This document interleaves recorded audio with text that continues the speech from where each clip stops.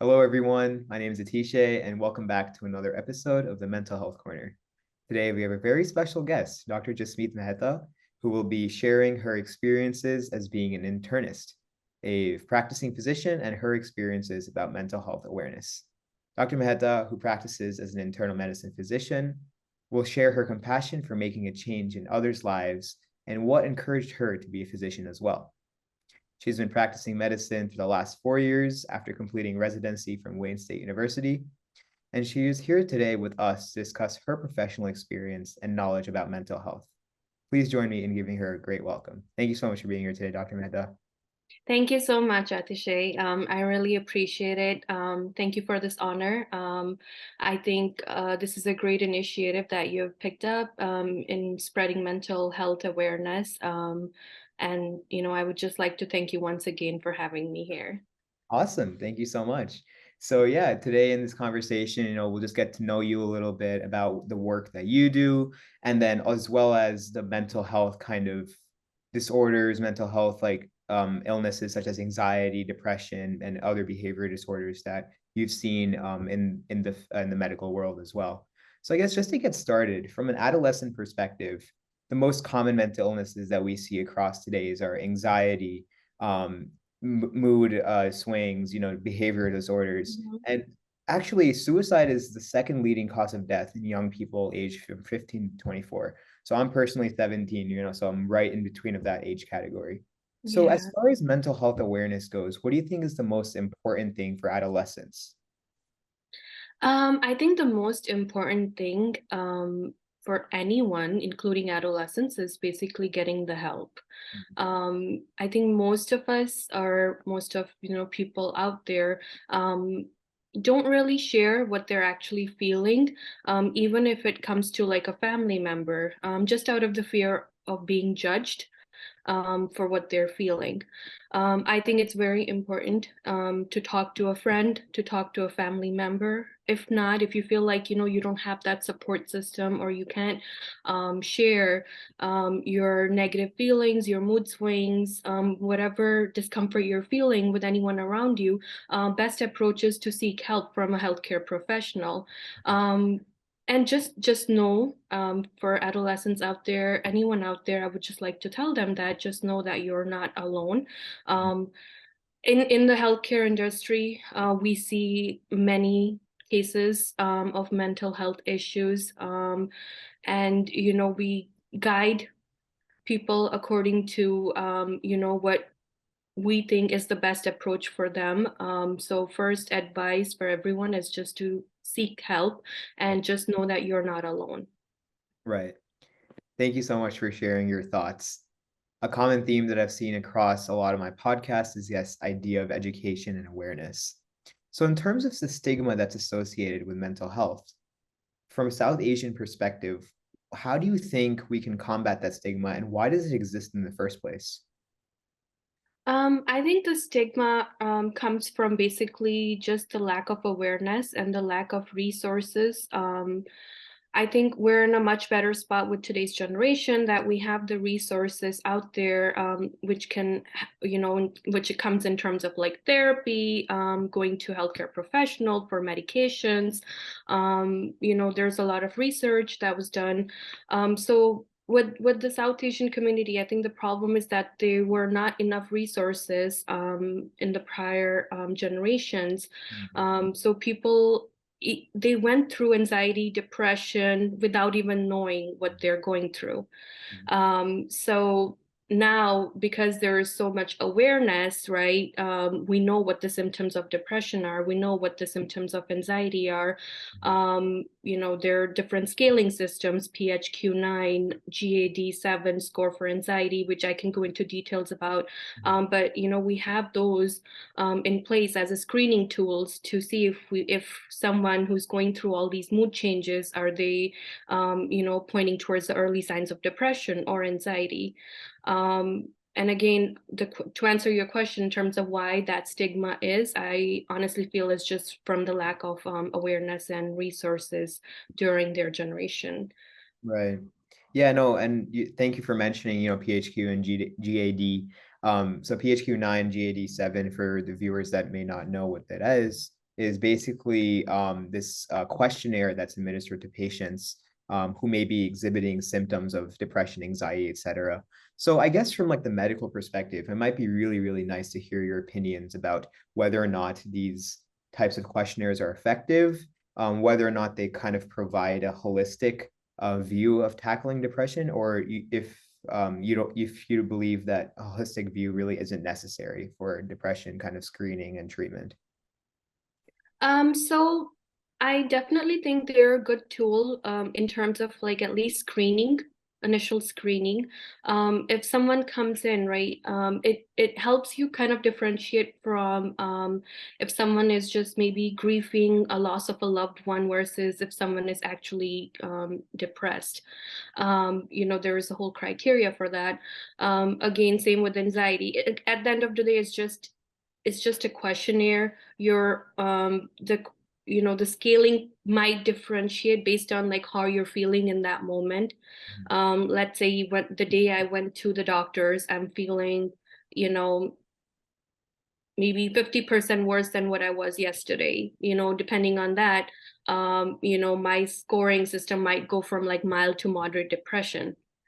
But overall, I feel like in terms of like screening, that if someone is depressed, it's a good tool to have, and as a screening for anxiety also. Just to go into a little more detail about it, GAD-7 is basically, full form is generalized anxiety disorder. And then the scoring basically goes from like basically, not feeling this way at all versus like several days at a time versus more than half a days at a time, and then nearly half a day. So it's like, 0, 1, 2, 3. And there are a bunch of like 7, 8 questions that you have to go through. And based on it, you get a scoring system, which kind of tells you if you fall under mild, moderate, or severe anxiety versus no anxiety at all.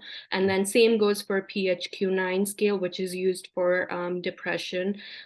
Same scoring, 0, 1, 2, 3, like the severity of the symptoms, and then it differentiates between mild, moderate, and severe.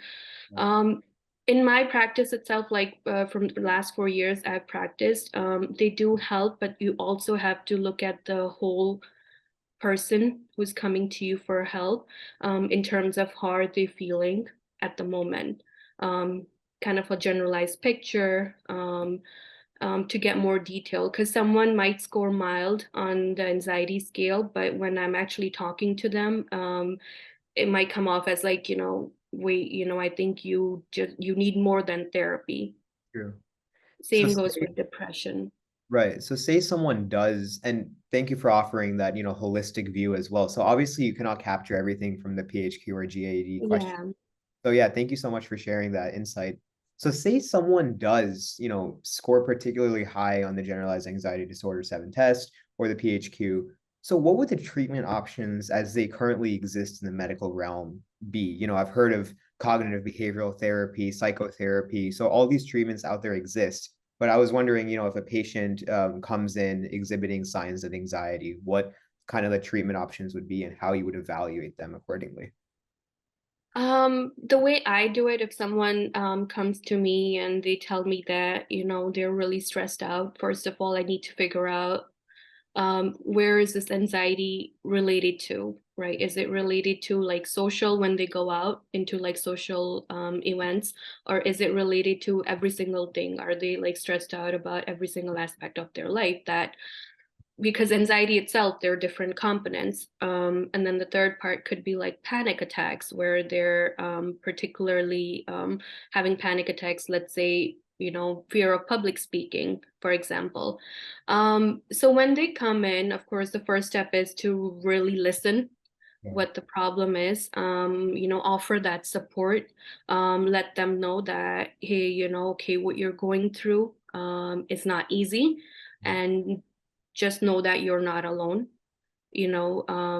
There are a lot of other people who could feel this way. It's very common, to experience what you're experiencing, but, I'm glad that you're here to get help. Right. I think that's important to acknowledge that, you appreciate that they're actually coming in for help. Like I said in the beginning, a lot of them don't even come to you. Second step is basically based on the severity. If someone does say, let's say they have severe symptoms of anxiety, my usually first approach is, ask them if they've actually tried talking to someone about it, whether it's like a family support system or whether they've gone for therapy. Even when we say like talking to a therapist, not a whole lot of us, would feel comfortable with one therapist because you may feel like your concerns were not addressed the way you wanted them to. So I usually tell them, okay, if one therapist didn't work, you should try another. It's basically going around and getting the right therapist for you, because this is the person you're going to be spending most of your time explaining your deeper issues with. That it's basically a neutral person who's there to listen to you, where you feel like you're not being judged. Right. So therapy is one, and then with severe anxiety, honestly, it's already to a point where therapy alone will not help. The So at that, medications. medical treatment has to be started. Right. Um, Usually we do it with like moderate to severe depression or anxiety, and then their medication management until at least they're able to get an appointment with a therapist or a psychiatrist. As primary care physicians, that's where we come in. Right. We basically, I can talk about medications, you Yeah, for know. sure. Thank you so much for sharing that idea. I think it would be a really valuable insight to share with our audience the efficacy of certain types of anti-depressants, SSRIs. So, I've seen a lot of other individuals who suffer from certain types of mental health illnesses. For example, they might be prescribed Adderall in order for them to focus better. So I was wondering if you had any insight about the efficacy of certain antidepressants or anti-anxiety medications and what you've seen in your practice. Sure, definitely. So basically, medication, like I'd mentioned earlier, comes in with moderate to severe anxiety or moderate to severe depression. We most commonly use SSRIs, which is basically selective serotonin reuptake inhibitors. They're also selective norepinephrine reuptake inhibitors. Basically, these work by increasing the levels of serotonin and norepinephrine in your brain, kind of to regulate your mood better. It works great for depression and anxiety, and they're usually the first line drugs. Efficacy wise, I think they work pretty well. It's just that they take some time to take effect. In terms of like patients, I usually tell patients that they have to wait at least 3 to 4 weeks to see a difference in their mood. And that requires patience on their part, especially with someone, who's feeling down or feeling depressed. And then that's where, if they're able to get across that 3 to 4 weeks landmark and they see an improvement, great. Otherwise, you have to kind of like play along with the drugs and kind of see which would work better in this case, which would work better in this case. Again, medications, they do come with side effects. Which these drugs also have. One of the most common ones, usually I really have to tell my patients, is basically about the weight gain. And also there are like certain sexual side effects, lack of interest in sex. So these are the more common of the SSRIs. In terms of Adderall, it's not an antidepressant or anti-anxiety drug that we commonly use, but it is a stimulant. I think it works better for people who basically, again, the main concern is like distraction and lack of focus. So those are just some common medications that we usually prescribe. My approach in my office is basically when someone comes in and they need help, I do start the medication if it needed, and kind of have them follow up after like 2 to 3 weeks, and see if there was a change in their mood or if it helped. If not, then adjust the dose or maybe switch to another medication, at least until they're able to get into see a psychiatrist. If you're comfortable managing it as a primary care physician, they could continue to follow up with you as well. And then in those patients that you have seen return after 2 to 3 weeks, whether it's after an adjust dosage, do they have you found like efficacy in terms of those medications actually working, or do most of your patients who are suffering from, for example, generalized anxiety disorder opt to see a psychiatrist? No, I've felt that most cases that the SSRIs, SNRIs, they do work for patients. Um, I've seen some that have returned after 2 weeks and they feel great. Some it has taken a little bit longer. And then there are a few also who said that, hey, this medication's really not working with for me. There's just a lot of side effects. They feel really drowsy. They feel more tired. So in those cases, we kind of had to like, switch them to another medication and kind of find a better alternative. Right. But in most cases, I think they do have a great efficacy in Right. terms of like helping. Yeah, for sure. And then I think that's just a testament to like the pharmaceutical companies and the amount of research that's been put into these sort of medications, as far as like the efficacy rates go. Obviously several hundreds of clinical trials have gone through for the FDA to approve these sort of drugs. So again, thank you so much for sharing your insight about No, that. sure. Yeah, for sure. So I was wondering, another thing that you mentioned is regarding like the medical perspective on mental health awareness. What do Mhm. you think as healthcare professionals, what you can do? So we've obviously talked about the treatment, right? So I like to divide it up into two things, prevention and treatment. So Yeah. we've covered the treatment. From the healthcare perspective, what do you think that individuals can do regarding the prevention side, whether that's engage in mindful activities such as meditation, or I know you mentioned like reaching out to individuals when you might be Mhm. feeling anxious or depressed, but I was wondering if you had any thoughts on the prevention aspect. Yes, of course. So, in terms of prevention, I think that's where we have the screening tools. Again, these scales, they don't just help you diagnose if someone who actively has it. These tools are regularly used for each office visit, and they're actually part of like a routine physical exam. For a person who's just coming in for general checkup, we use these tools to screen them for depression.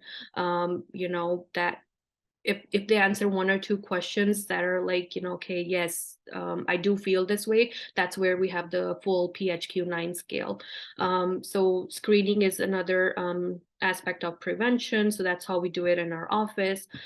Second thing for healthcare professionals is just kind of like raising awareness and just when a patient comes to you in office, even if they feel like sad or like stressed out about certain situation, instead of just going about and saying, hey, you know what, like it's okay, don't worry about it, and switching the topic to maybe like their high blood pressure or diabetes, sit on that topic and say, hey, you were saying that you're stressed out, you want to tell me more about that. Okay, are you sure you're not feeling anxious? Is this happening every day? Because you know sometimes it's like people don't seek help because they don't themselves know what's actually going on. So if someone is basically depressed or sad or stressed out, they might just think it's a normal part of their routine that they're just going through, and maybe something happened at work today that just stressed them out. But that's where we come in, kind of like in terms of prevention, where we have to catch the early signs and actually educate your patients and spread that awareness that, hey, these are the signs. So if you're feeling like this most of the days of your week, you should come back, or you should know that you're not alone and we're here to help you. Right. Thank you so much for those insights. And I think from the medical perspective, right, you go through your undergrad, medical school, residency, fellowship, et cetera. You learn all the technical aspects, right? But I think from a high schooler's perspective, I mean, obviously this may be different in the real world of medicine, but I think patient communication is really, really important. So I Yes. guess from a PCP, primary care physician, how do you build the trust with the patient for them to be vulnerable about their experiences and how they're actually feeling? It all comes from communication and having the compassion and the patience to actually listen. Um, you know, I think the trust comes with building that relationship over, frequent visits. Obviously, a new patient coming in, unless that's the only reason they're coming in for is anxiety or depression, they're not going to bring that up with you on the first visit. I see. Um, that's it takes some time. They need to know you, you need to know your patient. Most importantly, they need to have that trust in you, and I think as a primary care physician, the best thing you can do, just let them know that you're there, let Right. them know that you are going to listen to their concerns, Mhm. and let them know that they're not alone, they're not being judged, and that you will be that person who can provide them resources when and if they ever feel like they need help. Right. And have you ever found yourself in a place where you just have an individual who you may very well know, but they're just not willing to budge or be vulnerable about their experiences? How would you go about handling something like that? I think I've rarely come across someone like that. Mhm. I honestly, I'm trying to recall if there's ever been a case where I've had to like kind of like get it out of them. Um, I just feel like, somewhere like it's been actually the other way where I've actually sat down and asked if, like, let's say someone's just coming in, and they're just like very irritable, right? And they're not being my normal patient who's actually usually calm. They're just very irritable. They're getting mad that, hey, I didn't get this on time. I didn't get my medication refill on time. And I've actually just like sat down and I was just been calm and I've just like asked the question. I was like, oh, like, are you feeling okay? Yeah. Like, is everything okay? And I remember there was this one patient who kind of just like teared up Oh no. Wow. and kind of just said like, hey, I've just been going through a lot. And you just offer that support and then, they kind of open up Yeah. instead of like, hey, this patient's being irritable. Okay, fine. You know what? I'm just gonna do your medication refill, do my what I have to do, and okay, you're out the door. Right. So, but yeah, like I think in terms of like, if you actually talk with compassion and you actually listen, if someone is at that vulnerable spot, they will express what they're feeling. Right. Thank you so much. And I guess it's like very interesting that you shared this anecdote with us. Um, and it's basically the due to the compassion of physicians like yourself, which can really, really make a difference. Again, from an organic kind of holistic perspective, right? You can Yeah, obviously prescribe as many medications as you want, refer them to psychiatrists and other therapists, aim for these therapies, et cetera, psychotherapy, cognitive behavioral therapy. But I think if you just like sit down with the patient and really like offer a sense of support, it can make really a huge difference too. definitely. I definitely agree with that. I think not just with patients, I think we should do that with everyone around us. It's not easy. We never know what someone is going through. So just being kind and compassionate, I think that's the right way to go. Even with like patients, just tell them that you're there. Anyone around you, if you feel like someone's low, sad, feeling this way, just tell them that you're there and that they're not alone in this. Sure. So they know that, they're not being judged. At least they shouldn't feel that they're being judged by their doctor. Yeah, for sure. I mean, Yeah. yeah, I think one saying we've always heard is like never lie to the doctor. I think that or don't hide anything from the doctor. We've always heard that saying growing up. So I think it's a testament as very well as maybe a joke, but I mean it's very very evident over here that it's important to be vulnerable and have the trust in your physician as well. So kind of Yeah. before we wrap up, I just wanted to touch on one thing that's really unique to individuals like myself, who may be in my age category. So what is your message to adolescents like myself once again who may be struggling to reach out for help? What kind of support systems or resources would you recommend that they turn to? Um, I usually think the struggle comes from not being aware Mm. of their own feelings, first of all. So it's very important to ask yourself how exactly you're feeling. If most of the days, you're feeling low, you're depressed, um, and just to kind of go over like the symptoms, because I feel it's very important to be aware of the symptoms. It's you could be going through like a normal routine, but just something small, something, someone said could tick you off. It could upset you. And then, you could probably go on with your life, just, continuing, just getting ticked up on little things, and then eventually gets to a point where you're like, okay, nothing really is making me happy. I'm getting annoyed at everything. Then slowly you start to lose interest in, the activities you wanted to do. Sometimes you don't even feel like getting up and doing your daily activities, right? It just you start feeling like it's taking a lot of effort just to be happy and to even do the normal that you should be doing.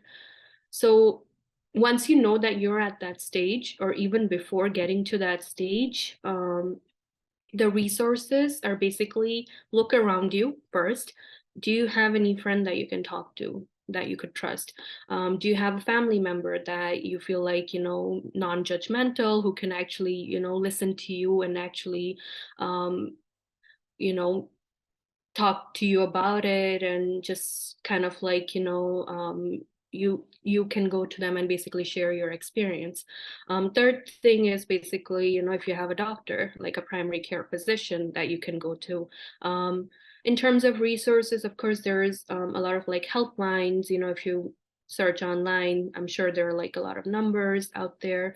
um, but I think it's just important to have a support system. And if you don't have that support system, know that you have resources, especially in today's world. And the first resource should be your primary care physician, who you can go to, talk to them about how you're feeling, get a proper diagnosis, right? For what you're feeling. Is it basically a personality disorder that's causing this issue? Is it depression? Is it anxiety?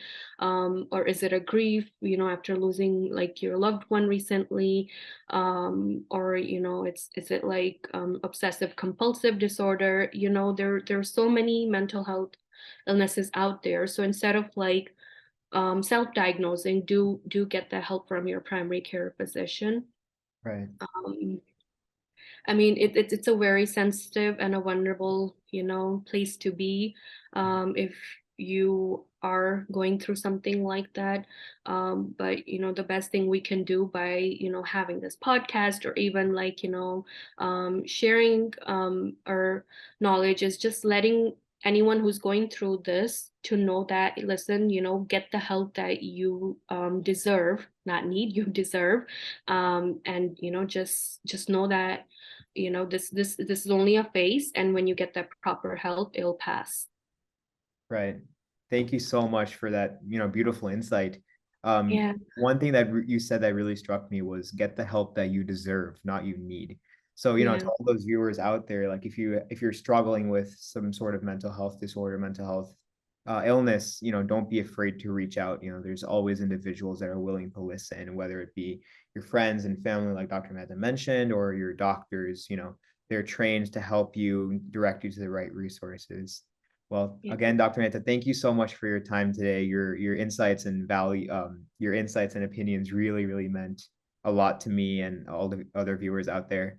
No, thank you so much. I just wanted to add one more thing. I think in terms of like other prevention techniques, Yeah. meditation goes a long way. Right, Um, right, whether it's religious, spiritual, whatever you believe in. I think this is very interesting, because recently I was just listening to basically a motivational speaker, and I think it was a very important lesson. Basically, we go on social media, especially like our generation, or even younger generation. We go on social media for approval, you Yeah. know, approval of like, if I posted a video, I'm gonna get a like in return. You know what? I'm seeking that approval outside.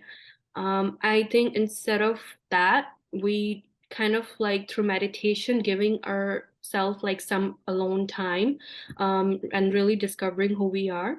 We need to seek that approval from only one person, and that's us. And if we get to that level, I think a lot of like depression and anxiety cases, will drop. Yeah. Thank you so Yeah. much for that. Yeah, and meditation, mindfulness and breathing, all these methods, they're Yeah. out there. Like take advantage of YouTube videos. And well, once again, Dr. Mehta, thank you so much for your time again. It truly means a lot to me and everyone out there. So Thank you. Thank you so much again for having me. And I think again, this is a great initiative that you've took on, and I think you're doing an amazing job. thank you so much.